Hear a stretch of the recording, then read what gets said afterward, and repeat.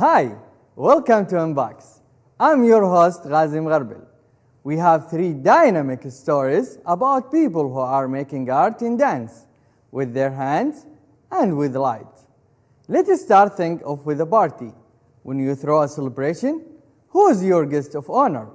Well, Chinese American usually start with 4-legged celebrity who loves to tear up the dance floor. InBox's reporter Luna got invitation and went to the party.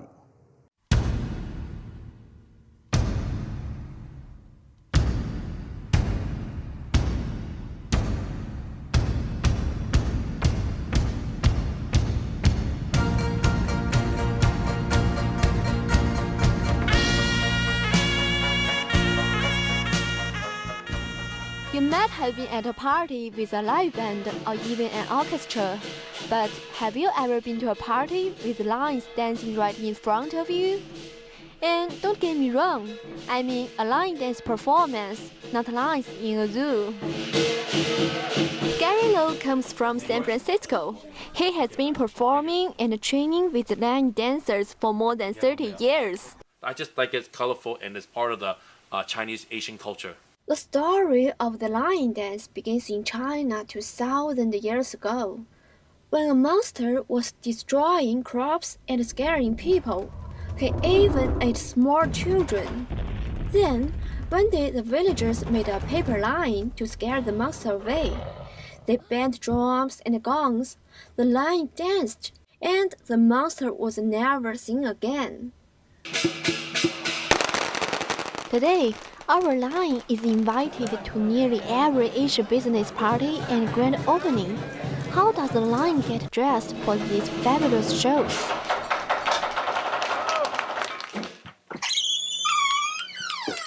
Oh, you have a lot of lions here. Yeah, we have a lot of lions here, and all these lions belong to our association. Normally, what kind of people invited you to do a lion dance? We have all kinds of people that lion dance. Majority of our clients are Chinese American. We have a lot of Caucasian Americans that hire us to do the lion and dragon dance for conventions and for all kinds of events that they have. All these lion heads are similar, but not exactly the same. The colors are usually in Chinese New Year celebrations. We have the red lion. So we have the gold and we have the red we use for weddings.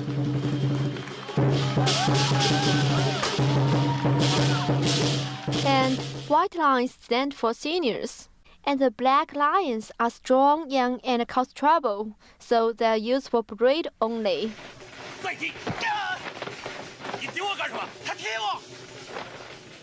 Wow, these different lines stand for different meanings. But what are these colorful lines head made of? Right here is the inside is the 2 frame right here. These are like the PVC aluminum pipes.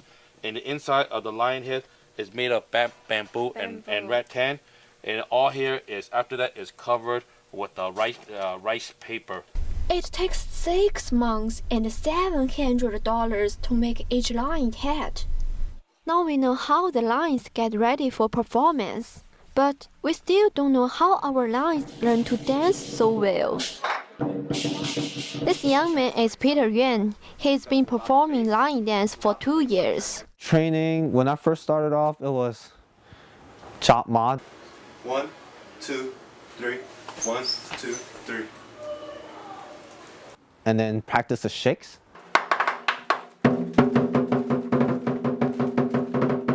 I learned the basic triangle form, and then that's just the regular 1, 2, 3, 1, 2, 3. And that's extra weight above you without your legs supporting it and doing the tricks and everything else. Without that, you can't go anywhere. We find the line has 2 dancers. Communication from one end of the line to the other is crucial. Remington is a college student. He's been dancing for 4 years. For communication and how we work together as a team. And although at times when we want to change the routine, like out of nowhere, because certain situation, circumstance, we would do like, we would lick the feet and then we would turn around and we speak to one another like, oh, this is going on, so we have to change the routine, we're going to do this. But usually there's a bond between us because we know each other like pretty well because we've been working together for practice for like years, and then we build certain patterns and we know each other like by heart somehow. Okay, we've got the lines, we've got the costumes, we can dance and we can communicate. What's missing from our show?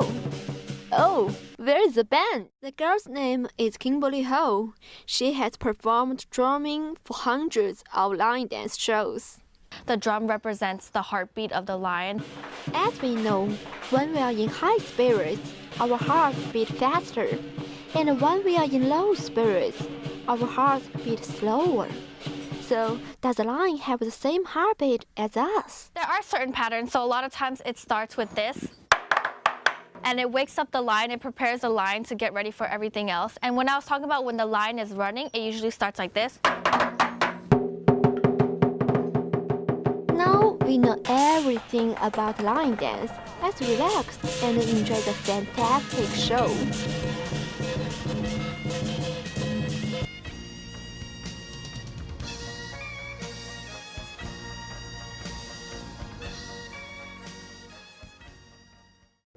Wow, those lines are amazing, and those dancers have years practice and plenty of skill. When we return, we'll meet two men who are using their skills to make beautiful art.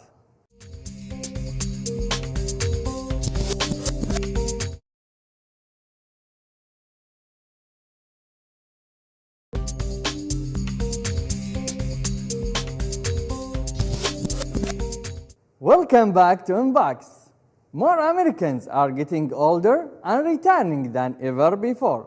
But being retired no longer means sitting by the fire in the rocking chair. Many men and women are making second careers, pursuing hobbies, and learning new skills. Our reporter Pepe has our story of two men who are finding retirement very fulfilling.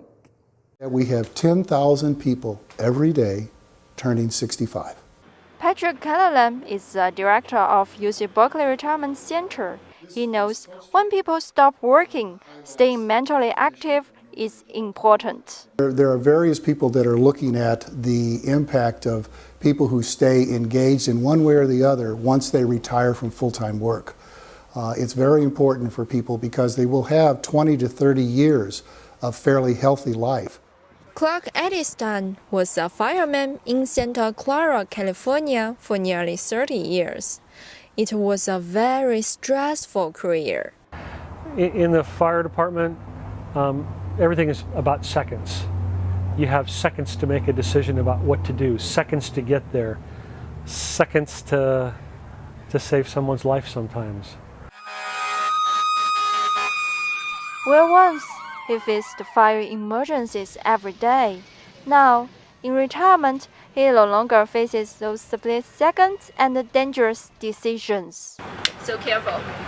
And today, he uses fire to create art.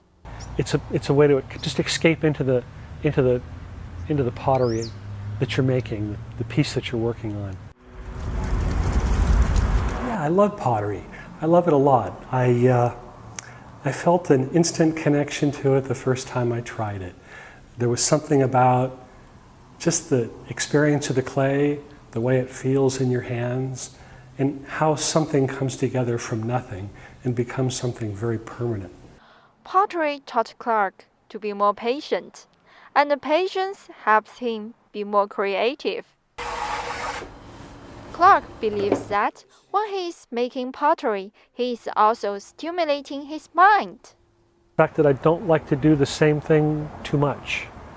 I like to try new things all the time, new designs, new techniques, new little shapes, I guess. Clark, what's this? This is a piece I started about a year and a half, 2 years ago. and it's just something I've been kind of having fun with. I was kind of stretching my limits a little bit. I'm always trying to stretch my limits a little bit on what I do. It's just part of having fun with what you're doing so you don't get bored. Making pottery is purely a hobby. I'm lucky because I had a great job that let me retire with a comfortable pension, and I don't have to sell my work to survive, so I can take that liberty. I think I'm really lucky that way. Clark loves to give pottery to his friends as a gift when he finishes a new piece. Oh, you're wonderful help. Oh, thank you so much. So beautiful. Here in San Francisco's North Beach neighborhood, we met another retireee who also uses his hand and his mind for a better, richer retirement. I'm the son of the one who lived. Meet Mark Steven Johnson. He wrote this. He calls it the song of the one who lived. The one who lived. He retired from his career as a teacher. Well, I got more time on my hands. I've been retired almost not quite a year now. It is an adjustment. It's, you know, everybody thinks, oh great, you don't have to work anymore. Of course, you don't have to work anymore. But, I mean, every day is Saturday. But Mark Johnson isn't taking time off. He's becoming an artist, turning a hobby of knitting into a second career. How long does it take to make each piece of your artwork?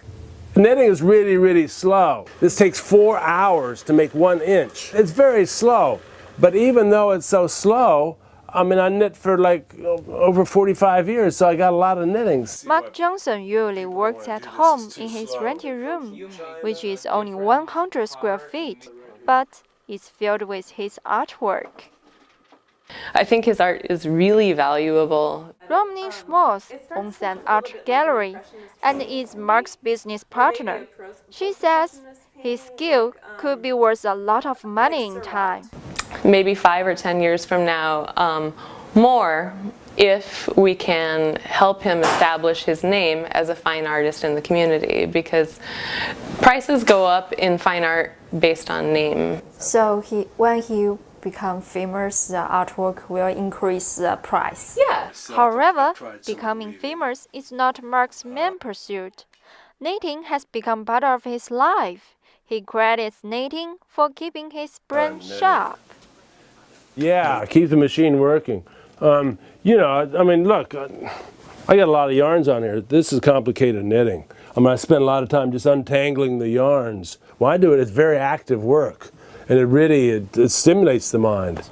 So we have met a couple of retired Bay Area characters who have found a way to stay young at heart in their retirement. We wonder if scientific evidence supports Clark and Mark's enthusiasm. Yeah, the data is starting to accumulate that if retirees engage in those kinds of productive, meaningful activities, things that they enjoy and they feel good about, and their health status and their feelings about themselves and their feelings about the world that they live in. It's good lesson for all of us. Staying busy help us all to stay healthy in both body and mind. When we return, we'll meet an artist who uses light in different and unusual ways.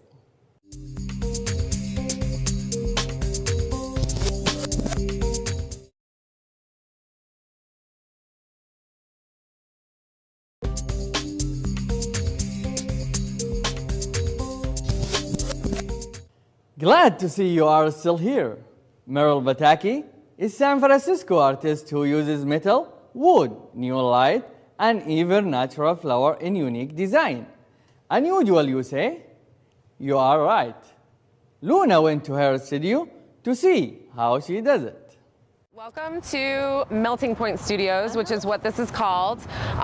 It is a pretty old building. Meryl Patak, a silversmith, welder, and a neon artist, often describes herself as a huge outer space nerd.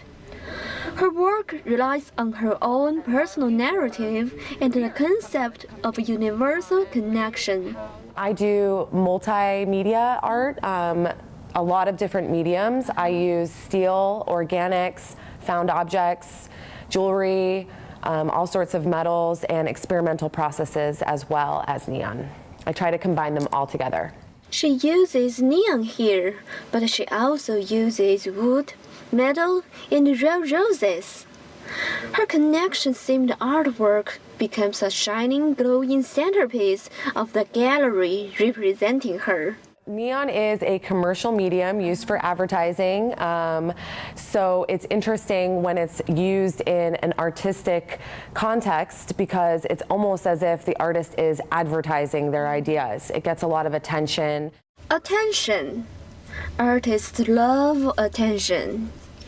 Mara's most recent work, New Moon, connects silver, wood, and neon. She makes artwork that is not only unique, but also useful. Useful because it kind of shows the collector that it can be used in like a living room or in any practical place where you might want shelving. And then also, I just love the metal detail and the texture of the metal along the moons as you go. And unique because neon art is obviously very different from paintings and photography. Neon is somewhat sculptural as well as an illuminated medium, and so it definitely has its own uniqueness and originality to it. Mara's work is professional both in its quality and materials. It's also remarkable for expressing emotion by combining images with letters and words. For two reasons I chose to use the words. Number one, because of its direct translation from advertising and commercial applications, and also because words are the hardest thing to do in neon and to get them right. We got lucky. We got to see Mara in action and her work in its process.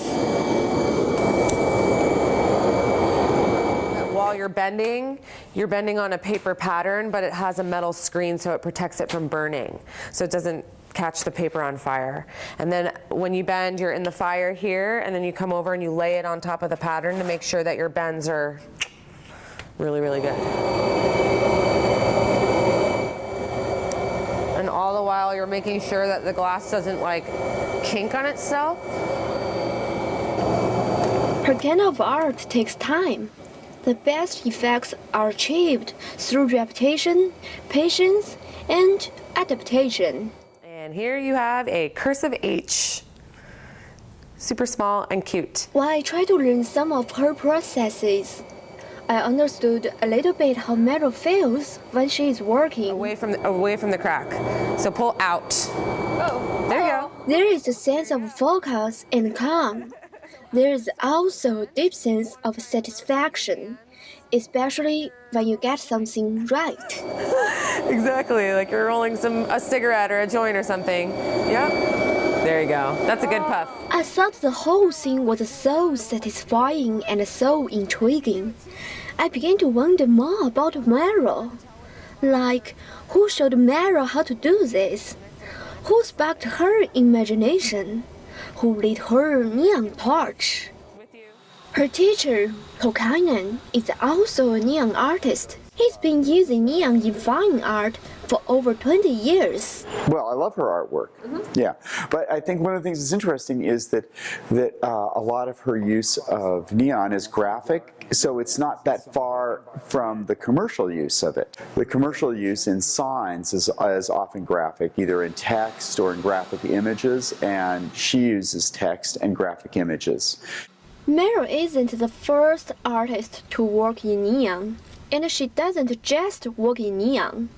In fact, she connects many materials together. She's what you might call a mixed media pop artist. One great example of this style is her piece, Journey.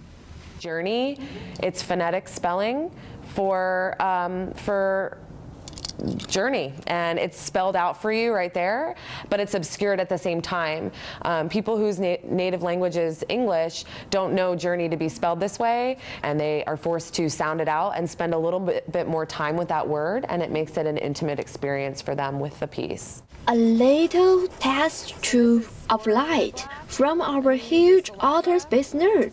Neon always implies in my work that like little habitat of like atoms in a fury being lit up and like bringing life to something. Whether it's real, life roses that die in her artwork, or words, or natural materials, or chemical elements, Mara is obviously interested in bringing things to life.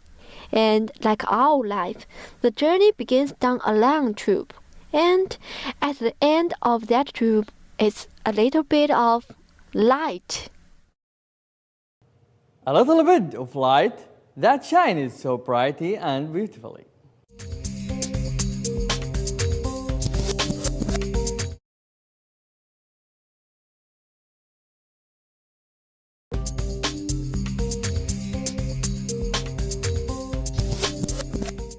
And that does it for this episode of InBox. We hope you enjoyed dancing with the lines. Perhaps you were inspired by those two active retirees. And with it, you saw the light from those fantastic creations. I'm Ghazim Gharbel. Thank you for watching InBox.